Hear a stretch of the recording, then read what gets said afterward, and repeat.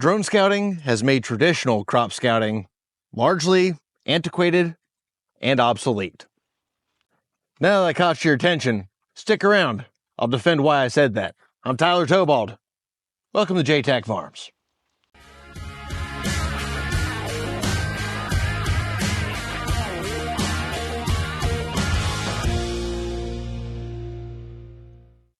I've got a feeling that statement might have ruffled a few feathers. Well, luckily for you, I'm going to double down on it. I ain't backing off one bit.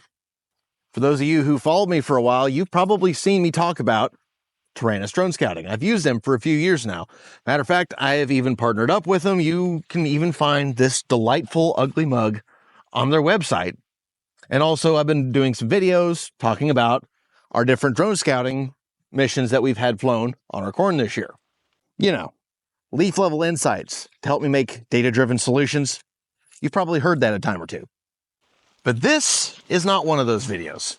Matter of fact, I've been wanting to make something like this for quite a while, but hadn't really gotten good inspiration on how I wanted to get started with it. Until the other day when I sat down in a coffee shop and talking to an old farmer. Like most farmer coffee talks, our conversation started out about the weather, rain, or for us, lack thereof, and how the upcoming heat's most likely going to cook what's left of our fall crops. Kind of a bummer, but moving on. Eventually, we got to the topic of what our crops were looking like. He referenced some of his, traditional crop walker scouting reports. And me being the, technologically minded millennial I am, popped out my smartphone and started showing him pictures from my Taranis drone scouting app. Now, when I mentioned drone scouting, the first words out of his mouth were, I quote, "Those are just fancy bells and whistles designed to take money out of the farmer's pocket." Now, rather than do what most millennials my age do and get offended by everything, because that's a fun sound. That's a fun sound. That's a fun sound. Decided to, press him a little bit and ask him why he felt that way. An hour and a half later, I'm not sure if I convinced him of anything, but we at least had a nice little conversation. How many times do we have to teach you this lesson, old man? And a lot of the points that I hit on then are what I'm going to talk about today. I pretty much live by the slogan, work smarter, not harder. And that affects how I approach farming, especially in today's day and age when efficiency is key. And that's why I like drone scouting far more than traditional crop walking methods. Traditional crop walking can be somewhat effective, but largely you have to paint with a very broad brush unless you're willing to walk thousands upon thousands of acres and you have a perfect attention span. Not to mention a Sherlock Holmes level attention to detail. And one of the things about having a human come out here and crop walk through the field is that what they see is oftentimes subject to their own internal biases. Some things they saw as a kid, some, maybe something they noticed when they were in college that they thought was neat. All of us have that, whether we want to acknowledge it or not. I could turn out 50 crop walkers into this field right now, and I guarantee you I will get back 50 varied things of what they're seeing in this field. Some will see different burn-up spots more than others. Some of them will see more bug damage more than others. That is just how humans work. Our brains look for patterns. AI and computers, on the other hand, don't have to worry about that. When a drone flies this field and starts collecting data, it's not hindered by things like, it's hot outside and I don't want to be here, or I got into a fight with the old lady last night and now I'm kind of distracted, or maybe I ate Taco Bell and now I have a case of the bubbling guts and I want to get in and out of here pretty quickly. But when those drones are out here, those drones are all business. With the cameras that are on there, the technology today, the artificial intelligence, these drones see everything from the tassels down in this field. They will tell you what kind of weeds you've got here. They will look at every single leaf, every single plant. And that is just something that a human can never be capable of. You would need an army of crop walkers, hundreds of them, to come out through a field if you wanted to get that level of detail on what's going on in your field.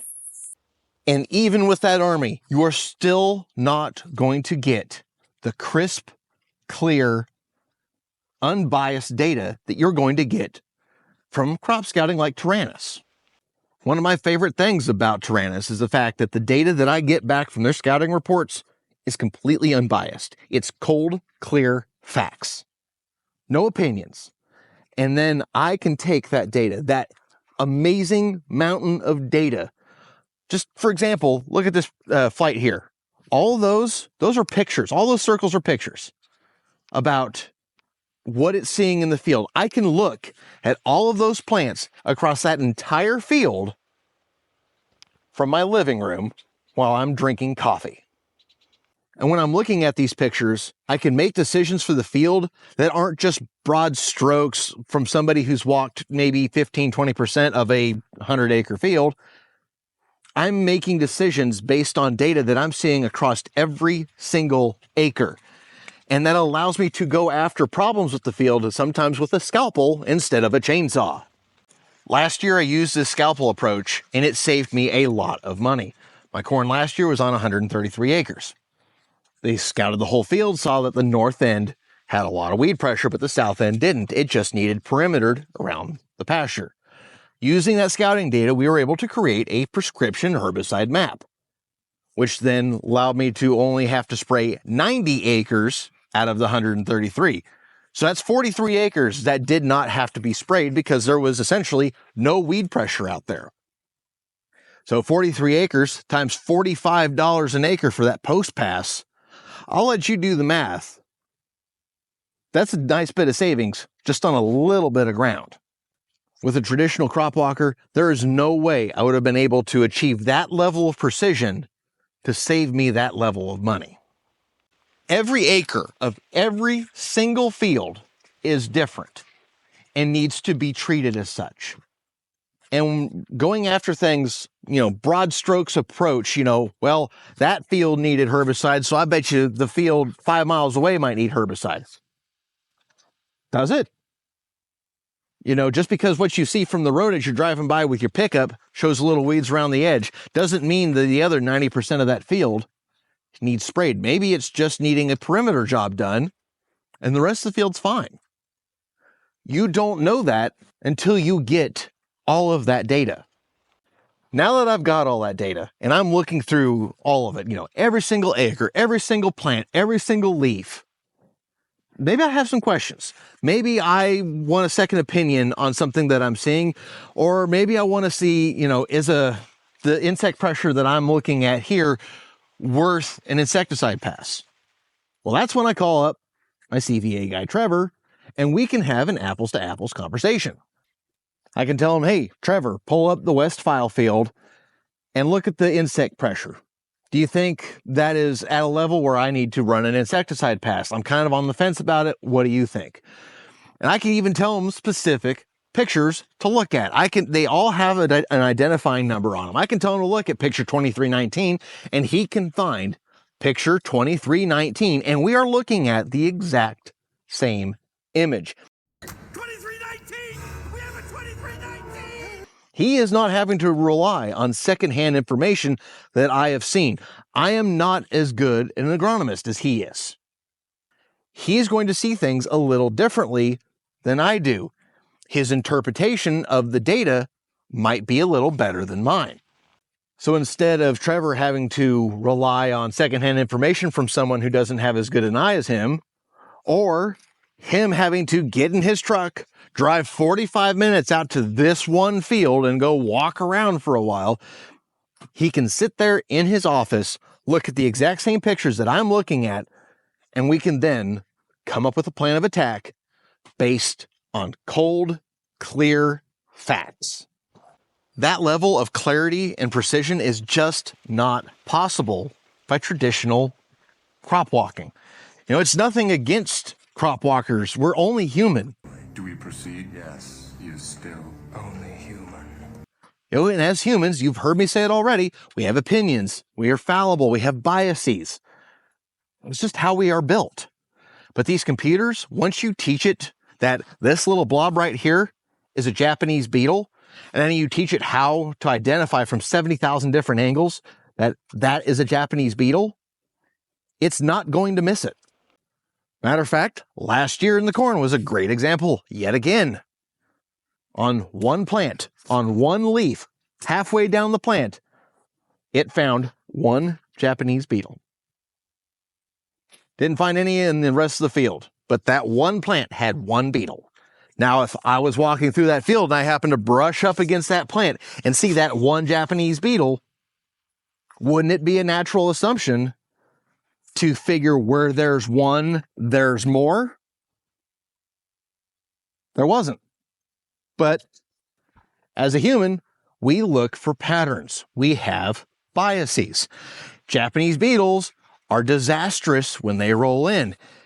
If you see one and you think, oh my gosh, there may be more, you may be tempted to spend money on an insecticide pass that you just don't need to do. Now, say you've seen all this data, you've talked to your CVA guy, and you want to still go to the field and look at it with your own two eyeballs. I understand that. I'm a little bit of a control freak myself.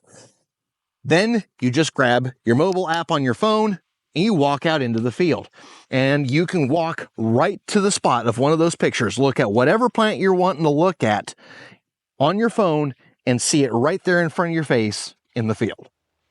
This was something that my CVA guy and I did on my last Taranis video. We had a couple plants that were showing sulfur deficiency.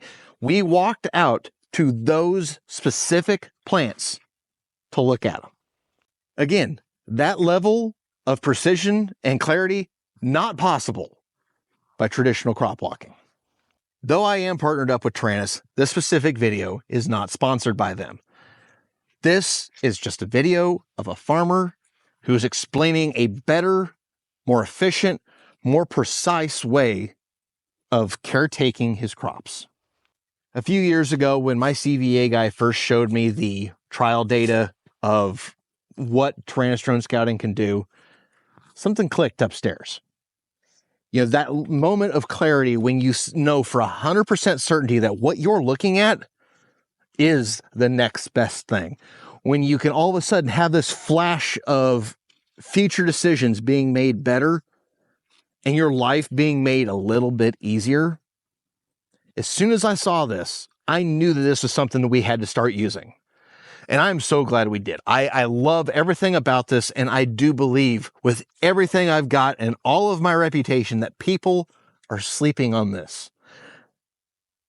Look into Taranis and what they can offer you. If you have any questions, please feel free to reach out. I am not the speediest about getting back with different questions, but I promise you I will get back to you eventually and try to answer them as best I can.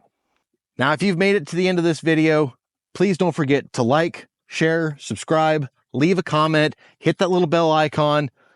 I think there might be a couple other different bells and whistles in different places. Just whatever you do, don't press the big red button.